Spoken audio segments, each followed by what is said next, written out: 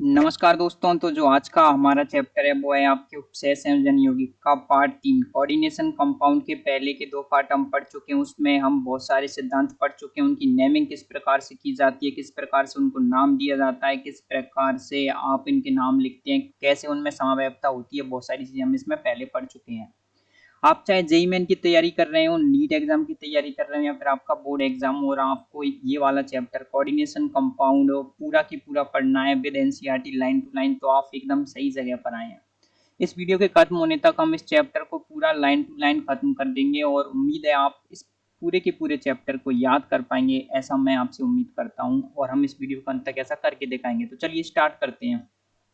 इससे पहले तक हम संयोजकता आबंध सिद्धांत, जिसको आप बैलेंस बॉन्ड थ्योरी कहते हैं, पढ़ चुके थे। अब बचा क्या था आपके संयोजकता आबंध सिद्धांत की सीमाएं। इसकी सीमाएं क्या क्या होती हैं, इसकी लिमिटेशंस क्या क्या हैं। आपको बोला गया है कि यद्यपि संयोजकता आबंध सिद्धांत बीबीटी उपसय संयोजन यौगिकों के बनने तथा उनकी संरचना एवं चुंबकीय व्यवहार का व्यापक स्तर पर स्पष्टीकरण देता है, फिर भी इसमें निम्नलिखित कमियां हैं। क्या क्या कमियां देखिए। पहला बोल रहा है कि इसमें अनेक प्रकार के पूर्वानुमान है, यानी कि इसको केवल इमेजिनेशन के आधार पर बनाया गया है। पहले से इन्होंने सोच लिया कि ऐसा होगा, कोई इन्होंने प्रैक्टिकल नॉलेज नहीं की थी, बस केवल इन्होंने पूर्वानुमान लगा लिया, उसके आधार पर इसको बनाया गया। सेकंड बोला है कि ये चुंबकीय आंकड़ों की कोई मात्रात्मक व्याख्या नहीं देता है, चुंबकीय आंकड़ों की मात्रात्मक व्याख्या नहीं है। तीसरा बोला है कि ये उपसय संयोजन यौगिकों द्वारा दर्शाए गए रंगों का स्पष्टीकरण नहीं देता है, ये नहीं बताता है कि जो कोऑर्डिनेशन कंपाउंड कलर्स दिखाते हैं वो क्यों दिखाते हैं। चौथा बोला गया है कि यह उपसय संयोजन यौगिकों के ऊष्मागतिकीय और गति के स्थायित्व की कोई भी मात्रात्मक व्याख्या नहीं करता है, यानी कि ये बता ही नहीं पाता। पांचवा कारण है, ये चार समन्वयी संकुलों के लिए चतुष्फलकीय तथा वर्ग समतलीय संरचनाओं का सही अनुमान नहीं लगा पाता, यानी कि जो जिसमें 6 आपके लिगेंड हो उसमें तो आपके ये सही काम कर जाता है, लेकिन जिसमें 4 लिगेंड हो आपके 4, तो उसमें ये सही अनुमान नहीं लगा पाता। छठा रीजन है कि ये दुर्बल तथा प्रबल क्षेत्र लिगेंडों के मध्य विभेद नहीं करता, ये नहीं बता पाता कि कौन सा दुर्बल क्षेत्र लिगेंड यानी कि WFL और कौन सा स्ट्रॉन्ग फील्ड लिगेंड यानी कि प्रबल क्षेत्र लिगेंड है। तो क्या हुआ कि जो आपके बीबीटी था वो पूरी तरीके से काम नहीं कर पाया, तो इसके बाद में क्या हुआ, एक नया सिद्धांत आया। इस सिद्धांत का नाम था क्रिस्टल क्षेत्र सिद्धांत, जिसको आप इंग्लिश में बोलते हैं क्रिस्टल फील्ड थ्योरी। क्रिस्टल क्षेत्र सिद्धांत एक स्थिर वैद्युत मॉडल है जिसके अनुसार धातु लीगेंड आबंध आयनिक होते हैं। क्या ये एक स्थिर वैद्युत मॉडल है जिसके अनुसार धातु और लीगेंड क्या होते हैं, आयनिक होते हैं, जो केवल धातु आयन तथा लीगेंड के मध्य स्थिर वैद्युत अन्योन्य क्रियाओं द्वारा उत्पन्न होते हैं।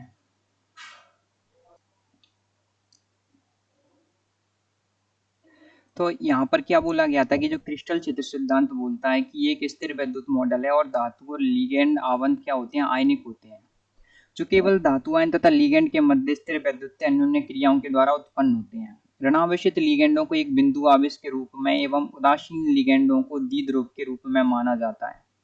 किसी विलगित गैसीय गैसीय धातु परमाणु आयन के 5 डी कक्षकों की ऊर्जा का मान क्या होता है, बराबर होता है। यहाँ पर ये वाला पॉइंट ध्यान देने योग्य है, अर्थात ये अपभ्रष्ट यानी कि डीजनरेटेड अवस्था में होते हैं।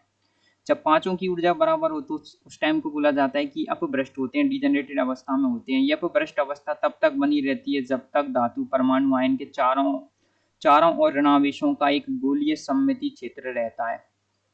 परंतु किसी संकुल में जब ये ऋणावेशित क्षेत्र लिगैंड के कारण या तो ऋणायन या फिर किसी द्विध्रुवीय अणु के कारण ऋणात्मक भाग जैसे कि अमोनिया H2 होता है तो असममिति हो जाता है।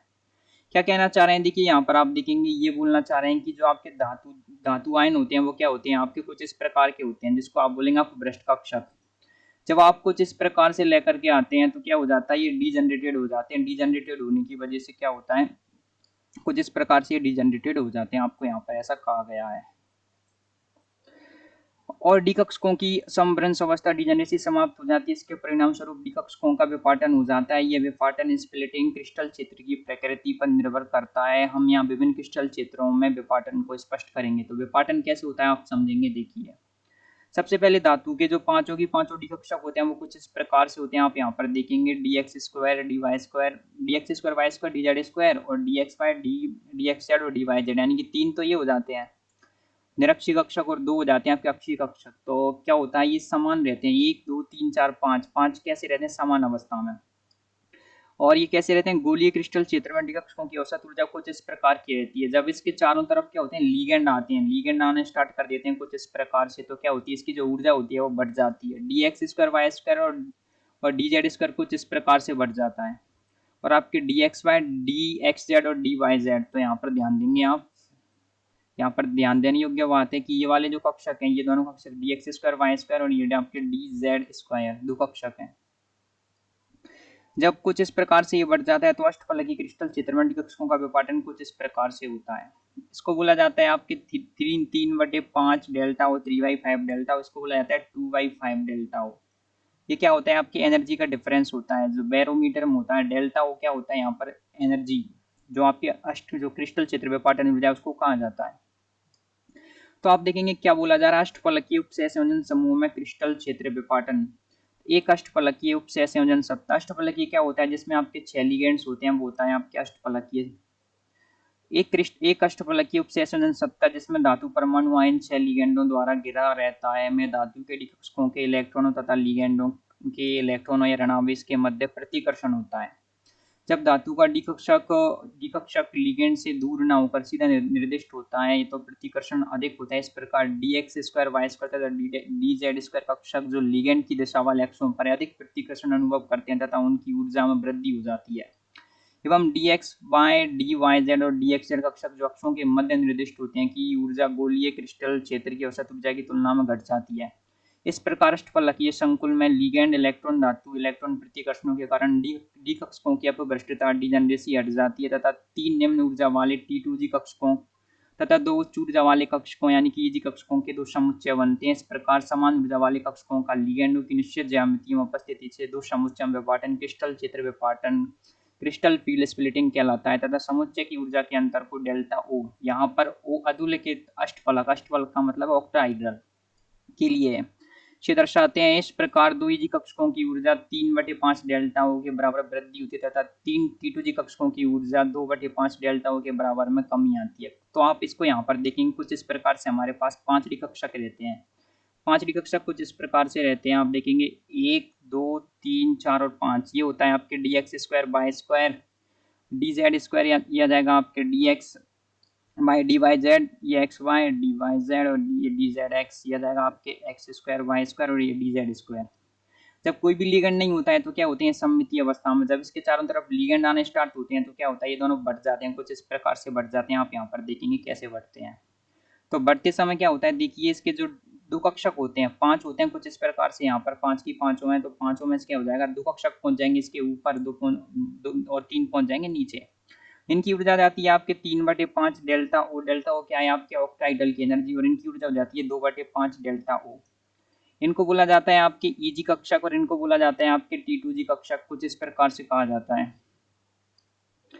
तो ये आ जाएंगे आपके T2G कक्षक और ऊपर वाले आ जाएंगे आपके EG कक्षक। तो ये यहाँ पर पूरा समझाया गया है कि जब कोई भी लिगेंड नहीं होता है तो पांचों की पांचों जो कक्षक होते हैं आपके साथ में होते हैं। जब लिगेंड आने स्टार्ट होते हैं तो आने के बाद में क्या हो जाता है, आपके जो दो कक्षक होते हैं एक्स स्क्वायर वाई स्क्वायर और जो आपके जेड स्क्वायर, ये पहुंच जाते हैं ऊपर। कुछ इस प्रकार से यहाँ पर चित्र में आपको दिखाया गया है। ये रहा आपके कुछ, ये EG कक्षक, ये आपके T2G कक्षक और इनके बीच का जो ऊर्जा अंतराल होता है इसको बोला जाता है आपके डेल्टा ओ। ओ का मतलब होता है ऑक्टाहाइड्रल यानी कि अष्टफलकीय।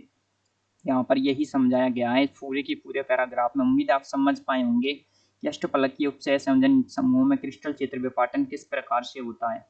आगे देखने का प्रयास करते हैं आगे क्या बोला गया है। क्रिस्टल क्षेत्र विपाटन डेल्टा ओ लिगेंड तथा धातु आयन पर विद्यमान आवेश उत्पन्न क्षेत्र पर निर्भर करता है। कुछ लिगेंड प्रबल क्षेत्र प्रकार उत्पन्न कर सकते हैं तथा ऐसी स्थिति में विपाटन अधिक होता है, जबकि अन्य दुर्बल क्षेत्र उत्पन्न करते हैं जिसके फलस्वरूप डी कक्षकों का विपाटन कम होता है। सामान्यतः लिगेंडों को उनकी बढ़ती हुई क्षेत्र प्रबलता के क्रम में एक श्रेणी में निम्नानुसार व्यवस्थित किया जा सकता है। तो आपके जो एनर्जी का डिफरेंस पैदा हुआ है इन दोनों के बीच में, ये वाला एनर्जी का डिफरेंस पैदा हुआ है, वो कैसे पैदा होता है। तो कहा गया है कि ये लिगेंड की जो प्रकृति है उस पर डिपेंड करता है वो किस प्रकार का होता है। कुछ ज़्यादा डिफरेंस पैदा करते हैं तो उनको बोला जाता है प्रबल क्षेत्र लिगेंड, कुछ कम डिफरेंस पैदा करते हैं तो उनको बोला जाता है दुर्बल क्षेत्र लिगेंड। तो यहाँ पर उसके आधार पर एक सीरीज बनाई जाती है जिसको देखिए आप, इसको बोला जाता है सामान्यतः लिगेंडों को उनकी बढ़ती हुई क्षेत्र प्रबलता के क्रम में एक श्रेणी में निम्नानुसार व्यवस्थित किया जाता है। तो आप देखेंगे यहाँ पर जब ये सबसे कम जो आपके नीचे आ रहे हैं I minus B R minus S C N minus C L minus S two minus F minus O H minus, ये जाएंगे आपके दुर्बल क्षेत्र लिगेंडों में। और उसके बाद वाले जो लास्ट के होते हैं C O C N minus E N और अमोनिया, ये आते हैं आपके प्रबल क्षेत्र लिगेंडों में। तो इस प्रकार से आप इस सीरीज के माध्यम से पहचान सकते हैं कि कौन दुर्बल क्षेत्र लिगेंड है, कौन प्रबल क्षेत्र लिगेंड। आगे बोला गया कि इस प्रकार की जो श्रेणी होती है उसको बोला जाता है स्पेक्ट्रोकेमिकल सीरीज, यानी कि स्पेक्ट्रो रासायनिक श्रेणी इसको कहा जाता है। ये विभिन्न लिगेंडों के साथ बने संकुलों द्वारा प्रकाश के अवशोषण पर आधारित प्रायोगिक तथ्यों द्वारा निर्धारित श्रेणी है। आइए हम अष्टफलकीय उपसहसंयोजन सत्ता में उपस्थित धातु आयन के डी कक्षकों में इलेक्ट्रॉनों के वितरण को समझें। तो कैसे इन इलेक्ट्रॉनों का वितरण होता है उसको हम समझेंगे। स्पष्ट से डी इलेक्ट्रॉन निम्न ऊर्जा वाले किसी एक T2G कक्षक में जाएगा या फिर D2 तथा D3 उपसहसंयोजन सत्ता में हुंड की नियमानुसार डी इलेक्ट्रॉन T2G कक्षकों में अयुग्लित रहते हैं। D4 आयनों के लिए इलेक्ट्रॉनिक विन्यास के प्रारूप की दो संभावनाएं, चतुर्थ इलेक्ट्रॉन T2G कक्षकों में पहले से विद्यमान इलेक्ट्रॉन के साथ युग्लित हो सकता है या फिर Eg स्तर में स्थान ग्रहण कर युग्मन ऊर्जा के व्यय से बचता है। इनमें से कौन सी संभावना बनती है? ये क्रिस्टल क्षेत्र विपाटन डेल्टा होता था युग्मन ऊर्जा, जिसको आप बोला जाता है युग्मन ऊर्जा पी एक इलेक्ट्रॉन में पी एक कक्षक में इलेक्ट्रॉन के युग्मन के लिए आवश्यक ऊर्जा के तुलनात्मक परिणाम पर निर्भर करता है।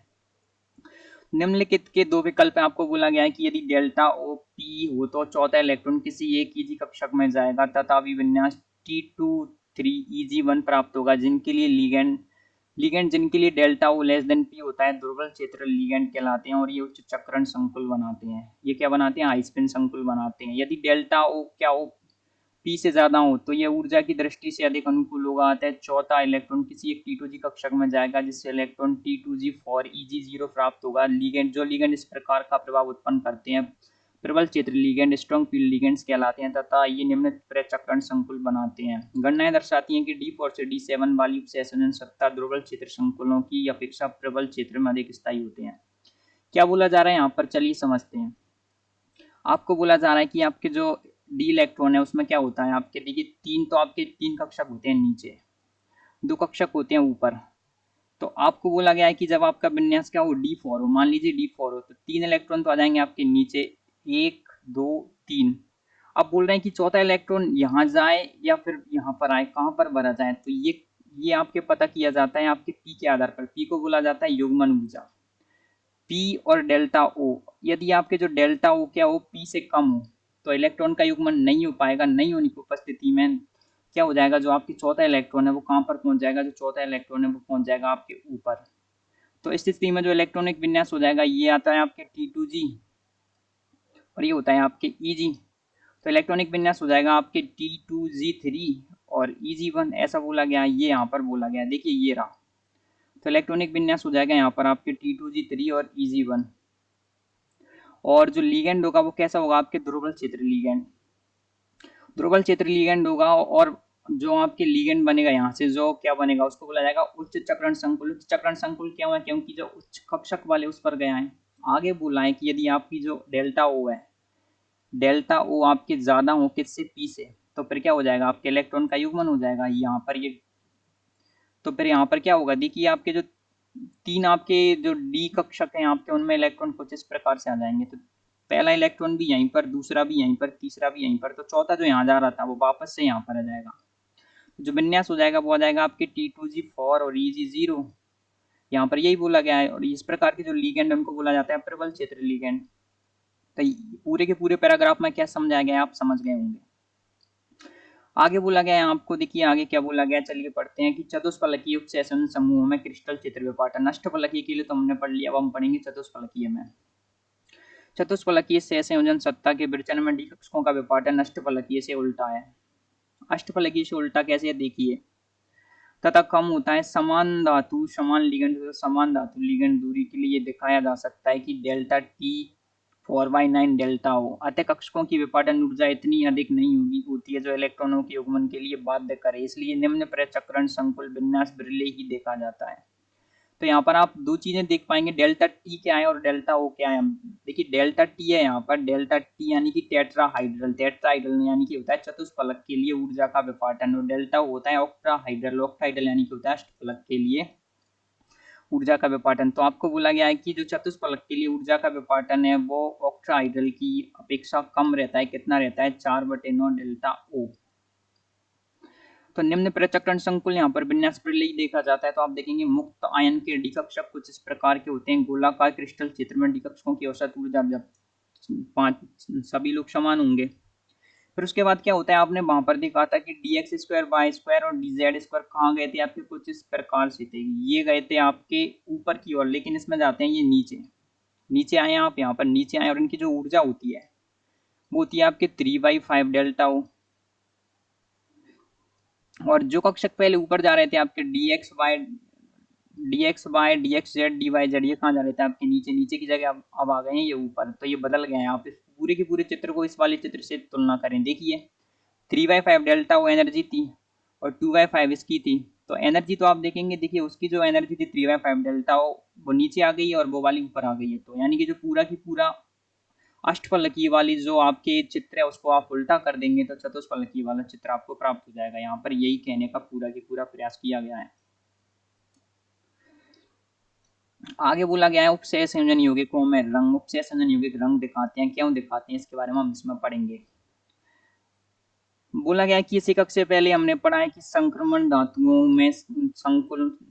इस शिक्षक से इससे पहले की एकक में हमने पढ़ा है कि संक्रमण धातुओं के संकुलों की एक विशेषता उनके रंगों का विस्तृत परास है। इसका अर्थ है कि जब श्वेत प्रकाश प्रतिदर्श यानी कि सैंपल में से होकर बाहर निकलता है तो ये उसका कुछ भाग अवशोषित कर लेते हैं। अतः बाहर निकलने वाला प्रकाश अब श्वेत नहीं रहता। संकुल का बैरंग हमें दिखाई देता है जो इसके द्वारा अवशोषित रंग का पूरक होता है। पूरक रंग अवशेष तरंग दैर्ध्य द्वारा उत्पन्न होता है। यदि संकुल हरा रंग अवशोषित करता है तो ये लाल दिखाई पड़ता है। सारणी 9.3 में विभिन्न अवशोषित तरंग दैर्ध्य वेवलेंथ तथा प्रेक्षित तरंग के मध्य संबंध दर्शाया गया है। तो आपको बोला गया है कि जब जो बाइट लाइट होती है किसी संकुल से होकर के गुजरती है कुछ इस प्रकार से, और जब बाहर निकलती है तो बाहर निकलने पर ये रंगीन हो जाती है। और रंगीन किस प्रकार से होती है? पूरक रंग की वजह से होती है। यहाँ पर यही समझाया गया है। तो कुछ उपसेय संयोजन सत्ताओं के परीक्षित रंग तथा अवशोषित प्रकाश तरंग दैर्ध्य के बीच संबंध। तो देखिए कुछ इस प्रकार से आपके कुछ कोऑर्डिनेशन कंपाउंड आपको यहाँ पर दे रखे हैं और उनके रंग दे रखे हैं। अवशोषित प्रकाश था आपके पीला और जो समूह का रंग दिख रहा था वो था बैंगनी। तो ऐसे आपको दिखाया गया है। आगे बोला गया कि उपसेय संयोजन यौगिकों में रंगों की व्याख्या क्रिस्टल क्षेत्र सिद्धांत के आधार पर सहज ही की जा सकती है, जबकि जो आपका बीबीटी था उसके आधार पर नहीं की जा सकती। संकुल TiH2O का होल 6 3+ का उदाहरण ले जो बैंगनी रंग का है। ये एक अष्टफलकीय संकुल है जिसमें धातु के डी कक्षक का एक इलेक्ट्रॉन Ti3+ एक 3D निकाय खाली है। टाइटेनियम का जो इलेक्ट्रॉन है उसमें एक 3D1 है और एक निकाय खाली है। संकुल की निम्नतम ऊर्जा अवस्था T2G कक्षक में है। इस इलेक्ट्रॉन के लिए इससे अगली उच्च ऊर्जा अवस्था EG कक्षक रिक्त है। देखिए आपको बोला गया है कि T2G है यहाँ पर, ये रहा एक इलेक्ट्रॉन ये वाला मूल अवस्था में, और जो ऊपर वाली अवस्था है वो क्या है आपके खाली है। 1 2 और 3 T2G EG के बाकी दोनों खाली हैं। यदि संकुल पीले हरे क्षेत्र की ऊर्जा के संगत प्रकाश का अवशोषण करे तो T2G स्तर से EG स्तर पर उत्तेजित हो जाता है। तो जो इलेक्ट्रॉन अभी आपके यहाँ पर था,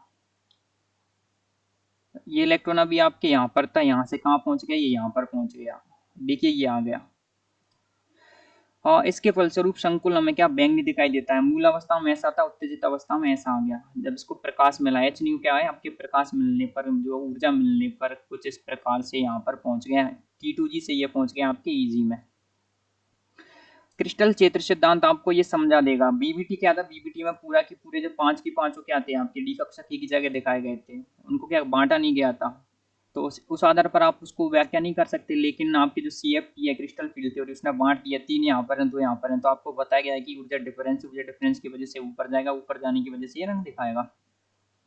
क्रिस्टल क्षेत्र सिद्धांत ये मानता है कि उपसेय संयोजन यौगिकों का रंग इलेक्ट्रॉन के dd संक्रमण के कारण होता है। ये इंपॉर्टेंट है, यहाँ से कई बार प्रश्न आ चुका है आपका जेईई मेन का एग्जाम हो या फिर नीट का, कि जो आपके उपसेय संयोजन यौगिक होते हैं कोऑर्डिनेशन कंपाउंड होते हैं उनका रंग किस वजह से होता है? dd संक्रमण की वजह से।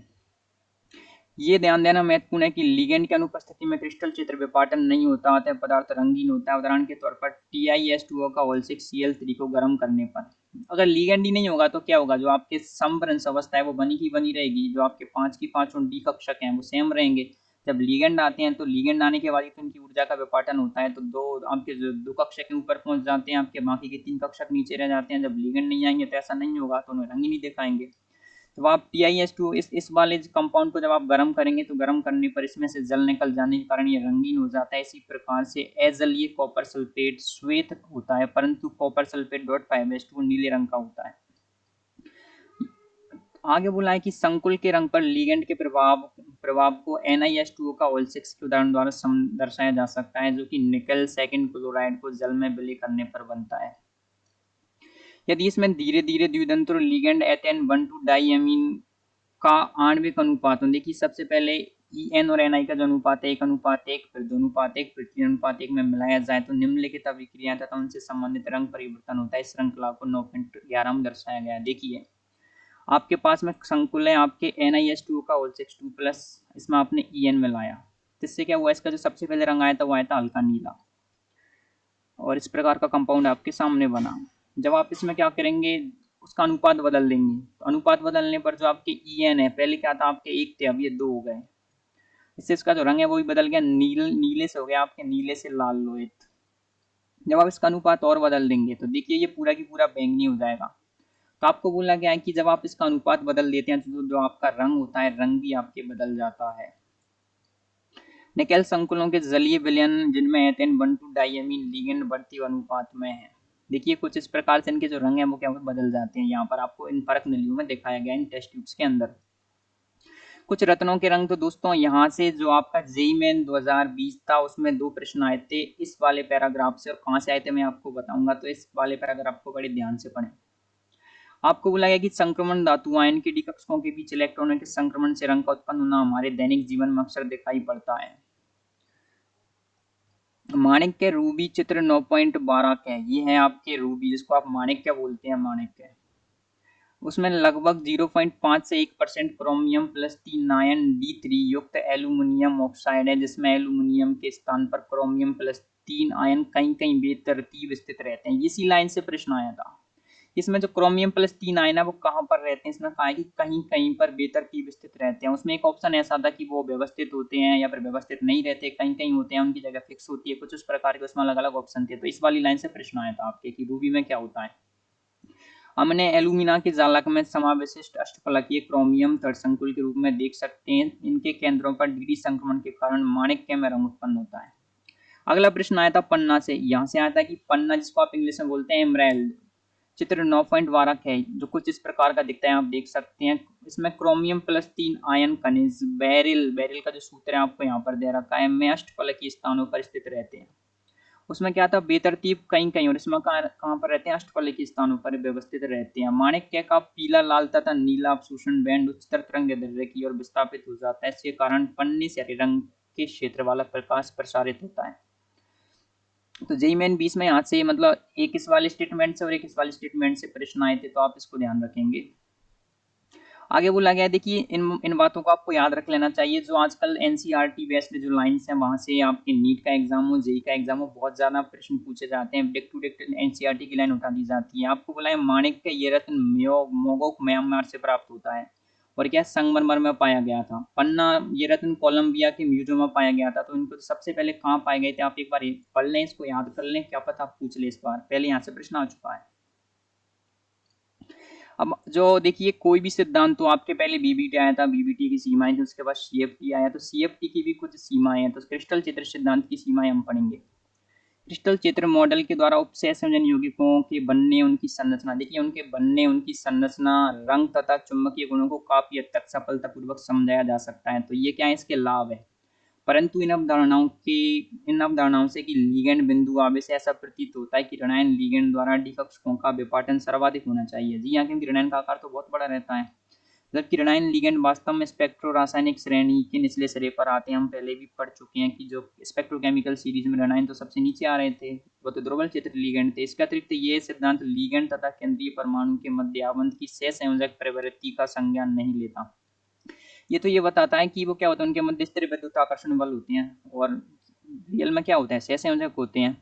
ये सीएफटी की कुछ कमजोरियां हैं, जिन्हें हम लिगेंड चित्र सिद्धांत एलएफटी तथा आणविक कक्षक सिद्धांत एमओटी द्वारा समझाया जा सकता है। एमओटी हमने पढ़ा है कहाँ पर, एमओटी हम पहले पढ़ चुके हैं, लेकिन जो लिगेंड चित्र सिद्धांत है और जो एमओटी की आगे के जो और एडवांस नॉलेज है वो हमारी मतलब पुस्तक में नहीं है, आपको ये बोला गया है, परंतु ये उस पुस्तक की सीमा के बाहर है।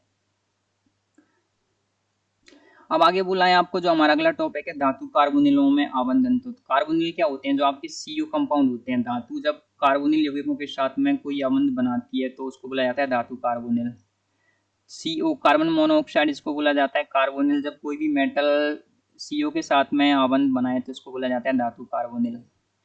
देखिए यहाँ पर क्या बोला गया है, चलिए देखते हैं कि होमोलैप्टिक कार्बोनिल यौगिक जिनमें केवल कार्बोनिल लिगेंडों अधिकतर संक्रमण धातुओं द्वारा निर्मित होते हैं। इन कार्बोनिलों की संरचनाएं सरल तथा सुस्पष्ट होती हैं। टेट्रा कार्बोनिल निकेल चतुष्फलकीय है और पेंटा कार्बोनिल आयरन त्रिकोणीय द्विप्रामीणीय है, जबकि हेक्सा कार्बोनिल क्रोमियम अष्टफलकीय है। तो यहाँ पर सबसे इंपॉर्टेंट चीज जो मैं आपको बताना चाहूंगा, देखिए जेई एडवांस का जो एग्जाम होता है उसमें अक्सर इनकी जो संरचनाएं होती हैं उससे प्रश्न पूछा जाता है।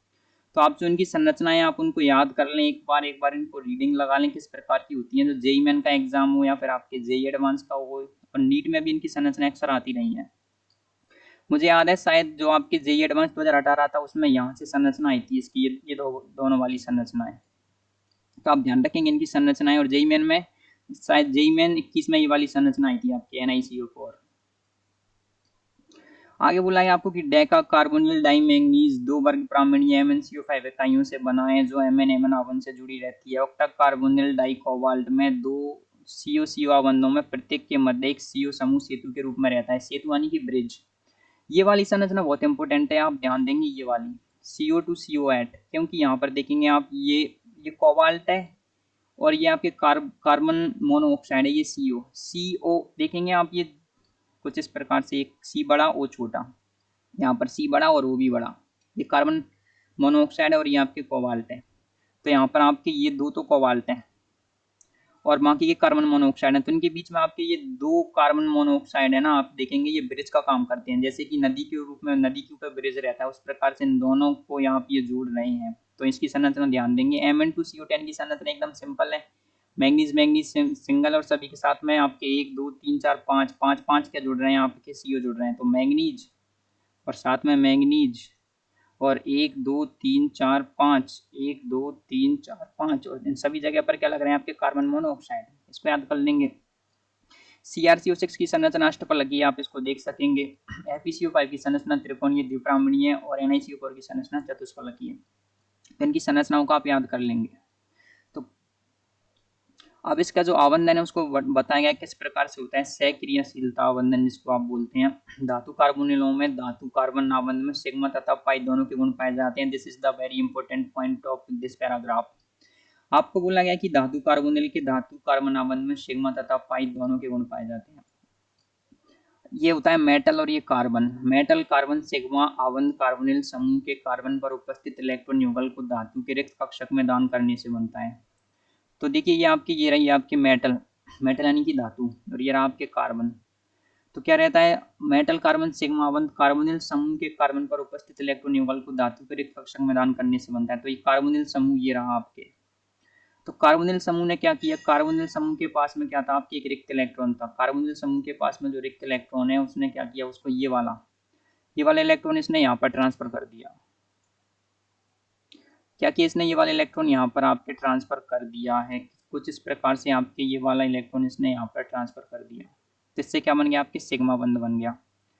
तो आगे बोला है MC पाई धातु के पूरे डी कक्षकों में से एक इलेक्ट्रॉन युगल को कार्बन मोनोऑक्साइड के रिक्त प्रति आवंधन पाई स्टार कक्षक में दान करने से बनता है। एक तो आप जानते हैं एक होता है पाई बॉन्ड और एक होता है आपके पाई स्टार, जो हमने MOT के थ्रू पढ़ा है। अब इसके पास भी एक इलेक्ट्रॉन बचा, ये रहा, इसके पास भी है। तो इसने क्या किया, इसका जो पाई स्टार है उसमें इसने वापस दे दिया। तो ये बन गया सिग्मा और ये बन गया पाई। तो आप देखेंगे सिग्मा और पाई दोनों प्रकार के बॉन्डों का ये क्या करते हैं, गुण दर्शाते हैं। ये यहाँ पर दिखाया गया है। MC धातु के पूरे कक्षकों में से एक इलेक्ट्रॉन युगल को कार्बन मोनोऑक्साइड के रिक्त प्रति आवंधन पाई स्टार कक्षक में दान करने से बनता है। धातु से लिगेंड का आबंध एक सक्रियशीलता का प्रभाव उत्पन्न करता है जो CO व धातु के मध्य आबंध को मजबूत बनाता है। सक्रियशीलता का मतलब ये है कि कोई एक बॉन्ड नहीं बना रहा, दोनों की दोनों बॉन्ड बना रहे हैं। देखिए पहले इसने अपने इलेक्ट्रॉन यहाँ से इसको दे दिए, इसने यहाँ से इसको दे दिए, पाई स्टार में दे दिए। तो कुछ इस प्रकार से आपके यहाँ पर बताया गया है कि जो आपके धातु और कार्बोनिल आबंध होता है वो सिग्मा और पाई दोनों के गुण दर्शाता है। देखिए यहाँ से इसने एक इलेक्ट्रॉन यहाँ दे दिया, कुछ इस प्रकार से आपको बताया गया है। उपचय संयोजन यौगिकों का स्थायित्व। देखिए विलयन में संकुल के स्थायित्व का अर्थ है साम्य अवस्था पर भाग ले रही दो स्पीशीज के मध्य संगुणन की मात्रा का मान। संगुणन के लिए साम्य स्थिरांक स्थायित्व या विचलन का परिमाण गुणात्मक रूप से स्थायित्व को प्रकट करता है। इस प्रकार यदि हम विभिन्न प्रकार की अभिक्रिया को लेते हैं, यहाँ पर जो सबसे मेन चीज है वो आपके साम्य स्थिरांक। आगे इसका एक प्रश्न भी दिया हुआ है, देखिए ये रहा आपके। देखिए आपको बोला कि समग्र विभजन स्थिरांक और एक साम्य स्थिरांक, इन दोनों में एक संबंध होता है, वो हम यहाँ पर पढ़ने पड़ेंगे। देखिए तो साम्य स्थिरांक का मान जितना अधिक होगा Ml4 की विलयन में मात्रा उतनी अधिक होगी। विलयन में मुक्त धातु आयनों का अस्तित्व विरले ही होता है। सही बोला गया है, मुक्त धातु आयन क्योंकि बहुत सक्रिय होते हैं। अतः M सामान्यतः विलायक अणुओं से घिरा होगा जो लिगेंड अणुओं L से प्रतिस्पर्धा करेंगे तथा धीरे धीरे उनसे प्रतिस्थापित हो जाएंगे। आसानी के लिए हम सामान्यतः विलायक अणुओं की उपेक्षा कर देते हैं तथा चार स्थायित्व स्थिरांकों को निम्न प्रकार से लिखते हैं। तो स्थायित्व स्थिरांक आ जाएंगे आपके K1 K2 K3 K4 को पदशः स्थायित्व स्थिरांक बोलेंगे, स्टेप बाय स्टेबिलिटी कांस्टेंट्स। दूसरे रूप में हम समग्र स्थायित्व स्थिरांक जिसको बोलेंगे ओवरऑल स्टेबिलिटी कांस्टेंट को हम इस प्रकार से लिखते हैं कुछ M+4L Ml4, इससे बनेगा आपके V4, जिसको आप बोलेंगे Ml4L4। पद से एवं समग्र स्थायित्व स्थिरांक के मध्य निम्न संबंध होगा, ये वाला संबंध आप याद रखेंगे। Bn इक्वल टू हो जाएगा K1 K2 K3 K4 Kn। तो यहाँ पर आपसे बोला गया है कि जो आपके समग्र स्थिरांक है, मान लीजिए 4 स्टेप में कोई रिएक्शन हो रही है तो इसको बोला जाएगा कि K1 into K2 into K3 into K4, यहाँ पर ये आपसे बोला गया है। और अगर n स्टेप में कोई अभिक्रिया हो रही हो तो n स्टेप में कुछ इस प्रकार से होगी। यदि हम आपको बोला गया यदि हम क्यूरापोनियम आयन के विरेचन के पदों का उदाहरण लेता हूँ, हमें निम्नलिखित पद प्राप्त होते हैं। सबसे पहला पद ये, इसका K1 ये है, सेकंड पद ये, इसका K2 ये है, और अतः K1 K2 पद से स्थायित्व स्थिरांक, स्टेप बाय स्टेबिलिटी कांस्टेंट तथा समग्र स्थायित्व स्थिरांक ये रहा। तो आपसे ऐसे बोला गया कि कोई रिएक्शन, मान लीजिए एक रिएक्शन है, वो सबसे पहले R1 स्टेप में कंप्लीट हुई तो उसके लिए K1 स्थायित्व स्थिरांक, उसके बाद R2 में कंप्लीट हुई उसके लिए K3, फिर उसके बाद R3 रिएक्शन एक और स्टेप में कंप्लीट हुई उसके लिए आ गया आपके K3 स्थायित्व स्थिरांक। फिर आपसे बोला गया कि इसका ओवरऑल स्थायित्व स्थिरांक निकालना है, तो उसको कुछ इस प्रकार से निकालेंगे कि K1 K2 और K3 तीनों को गुणा कर दो, यही आपसे बोला गया है।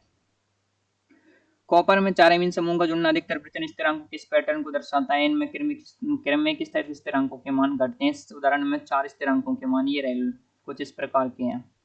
आगे बोला है उपचय संयोजन यौगिकों के अस्थायित्व स्थिरांक अथवा विभजन स्थिरांक विचलन स्थिरांक के व्युत्क्रम होते हैं। तो ये लाइन इंपॉर्टेंट है। पहले था विचलन स्थिरांक, विचलन यानी कि बनाने के बाद उसको बिगाड़ा भी जाता है, तो यहाँ पे बोला है बिगाड़ने का स्थिरांक। तो उपचय संयोजन यौगिकों के अस्थायित्व स्थिरांक इनस्टेबिलिटी कांस्टेंट अथवा वियोजन स्थिरांक डिसएसोसिएशन कांस्टेंट विचलन स्थिरांक के व्युत्क्रम होते हैं। तो जो आपको विचलन स्थिरांक प्राप्त हुआ उसका रिवर्स कर दो तो वो आ जाएगा आपके इनस्टेबिलिटी कांस्टेंट। तो आपके यहाँ पर बोला गया है कि CuNH3 ऑल प्लस 4 में संकुल आयन के लिए B4 का मान ये है। इस संकुल के समग्र वियोजन स्थिरांक के मान की गणना कीजिए। पहले क्या था आपके संयोजन और प्रश्न में क्या पूछा जा रहा है? वियोजन। कैसे ज्ञात करेंगे? आपको ये वाला जो मान दे रखा है तो 1/β4 कर दो, इस प्रश्न का उत्तर आ जाएगा आपके। तो जो अब हम पढ़ने वाले हैं वो है आपके इस चैप्टर की जान, जिसको आप बोल सकते हैं सबसे इम्पोर्टेंट चीजें हैं। आप देखेंगे पिछले 4 से लेकर के 5 साल पुराने जो पेपर हैं आपके, नीट के एग्जाम उठाकर देख लीजिए, जेईई मेन का एग्जाम उठाकर देख लीजिए, या फिर जेईई एडवांस का एग्जाम उठा करके देख लीजिए। जो आपके उपयोग हैं, चाहे वो पी ब्लॉक हो, एस ब्लॉक हो, डी ब्लॉक हो, कोऑर्डिनेशन कंपाउंड, इनऑर्गेनिक केमिस्ट्री के जितने भी चैप्टर्स हैं जहां पर आपके उपयोग वाले जो कंसेप्ट्स हैं वहां से अक्सर प्रश्न आपके आते रहे हैं एग्जाम्स में। तो उपचय संयोजन यौगिकों का महत्व तथा अनुप्रयोग से प्रश्न आपके कई बार आए एग्जाम में, तो चलिए हम इसको भी पढ़ते हैं। आगे बोला है आपको कि उपचय संयोजन यौगिक बहुत महत्व के हैं। ये यौगिक खनिजों, पेड़ पौधों में, जीव जगत में व्यापक रूप से पाए जाते हैं तथा विश्लेषणात्मक रसायन, धातु कर्म, जैविक प्रणालियों, उद्योगों तथा औषध के क्षेत्र में इनकी महत्वपूर्ण भूमिका है। इनका वर्णन नीचे किया गया है, देखेंगे। सबसे पहले देखेंगे आपकी गुणात्मक, क्वालिटिव तथा मात्रात्मक, क्वांटिटिव रासायनिक विश्लेषणों में उपचय संयोजन यौगिकों के अनेक अनुप्रयोग हैं। अनेक परिचित रंगीन अभिक्रियाएं जिनमें धातु आयन के साथ लिगेंड, विशेष रूप से कीलेट लिगेंड की उपचय संयोजन सत्ता बनने के कारण रंग उत्पन्न होता है। चिरसम्मत क्लासिकल तथा इंस्ट्रूमेंटल विधियों द्वारा धातु आयनों की पहचान में उनके मात्रात्मक आकलन का आधार है। तो ऐसे बहुत सारे अभिकर्मक हैं जो रंग के द्वारा किसी विशेष अभिक्रिया की पहचान कराते हैं। तो ईडीटी है, डीएमजी जिसकी फुल फॉर्म होती है dimethyl ग्लाइऑक्सिम, alpha nitroso, beta naphthol और क्यूफेरॉन आदि। सेकंड है कि जल की कठोरता का आकलन Na2EDTA के साथ अनुमापन द्वारा किया जाता है। कैल्शियम +2 का मैग्नीशियम +2 आयन EDTA के साथ स्थायी संकुल बनाते हैं। इन आयनों का चयनात्मक आकलन किया जा सकता है क्योंकि कैल्शियम तथा मैग्नीशियम के संकुलों के स्थायित्व स्थिरांक में अंतर होता है। देखिए यहाँ से नीट में प्रश्न आया है, एक बार प्रीवियस ईयर में जेईई मेन में आया है और आपके जेईई एडवांस में भी आया है इस वाली लाइन से कि जल की कठोरता कैसे शुद्ध की जाती है EDTA के द्वारा। आगे बोला है कि धातुओं की कुछ महत्वपूर्ण निष्कर्षण विधियों जैसे सिल्वर तथा गोल्ड के लिए संकुल विरचन का उपयोग होता है। उदाहरण के तौर पर ऑक्सीजन तथा जल की उपस्थिति में गोल्ड साइनाइड आयन से संयोजित होकर जलीय विलयन में सहसंयोजन सत्ता AuCN2- बनाता है। इस विलयन में जिंक मिलाकर गोल्ड को पृथक किया जा सकता है। ये चैप्टर 6 में हम ऑलरेडी पढ़ चुके हैं, आपको बताया गया मेटलर्जी के अंदर। इसी प्रकार से धातुओं का शुद्धिकरण उनके संकुल बनाकर तथा उसे पुनः विघटित करके किया जा सकता है। उदाहरण के तौर पर अशुद्ध निकेल को NiCO4 में परिवर्तित किया जाता है तथा इसे अपघटित कर शुद्ध निकेल प्राप्त कर लेते हैं। ये भी हम मेटलर्जी वाले चैप्टर में पढ़ चुके हैं। उपचय संयोजन यौगिक जैव तंत्र में बहुत ही महत्वपूर्ण है। प्रकाश संश्लेषण के लिए उत्तरदायी वर्णक क्लोरोफिल मैग्नीशियम का उपचय संयोजन यौगिक है। यहाँ से आ चुका है प्रश्न की क्लोरोफिल में क्या पाया जाता है? मैग्नीशियम। रक्त का लाल रंग आपके जो क्या होता है, लाल रंग का वर्णक हीमोग्लोबिन है जो कि ऑक्सीजन का वाहक है, आयरन का एक उपचय संयोजन यौगिक है। तो आपके जो रक्त का लाल रंग होता है वो लोहे यानी कि आयरन की वजह से होता है। विटामिन B12 साइनोकोबालामिन प्रति प्रणाली अरक्तता कारक यानी कि एंटीप्रेनोकेंसियस एनीमिया फैक्टर कोबाल्ट का एक उपचय संयोजन यौगिक है। जैविक महत्व के धातु आयन युक्त उपचय संयोजन यौगिक जैसे कि कार्बोक्सोपेप्टीज A तथा कार्बोनिक एनहाइड्रेट्स जैविक प्रणाली के एंजाइम उत्प्रेरक हैं। तो इस पूरे की पूरी जो लाइन थी उसमें आपको कुछ चीजें बताई गई थी। आपको बताया गया था कि आपका जो क्लोरोफिल रहता है, क्लोरोफिल में क्या पाया जाता है? आपके क्लोरोफिल में पाया जाता है आपके मैग्नीशियम। जो आपके हीमोग्लोबिन रहता है, हीमोग्लोबिन में पाया जाता है आपके आयरन। और आपके जो विटामिन B12 होता है साइनोकोबालामिन क्या होता है? विटामिन B12 में पाया जाता है आपके कोबाल्ट। ये आपको यहाँ पर बताया गया था। अनेक औद्योगिक प्रक्रमों में उपचय संयोजन यौगिकों का प्रयोग उत्प्रेरकों के रूप में किया जाता है। आप इस बात को याद रखेंगे। उदाहरण के तौर पर रोडियम संकुल PS3PR का होल्ट्राइस RSCl एक विलिंगसन उत्प्रेरक है जो एल्कीनों के हाइड्रोजनीकरण में उपयोग आता है। प्रश्न आ चुका है कई बार कि विलिंगसन उत्प्रेरक क्या होता है? मैथ्स दी कॉलमन में जेईई मेन में प्रश्न आया था 2015 में। विलिंगसन उत्प्रेरक वाला यहाँ पर बहुत सारे उत्प्रेरक दिए हुए थे। आगे बोला है कि वस्तुओं पर सिल्वर और गोल्ड का वैद्युत लेपन धातु आयनों के विलयन से करने की अपेक्षा उनके संकुल आयनों क्या दे रखे हैं आपको? AgCN2- तथा आपके AuCN2- के विलयन से करने पर लेपन कहीं अधिक एकसार व चिकना होता है। आपको ये बोला गया है।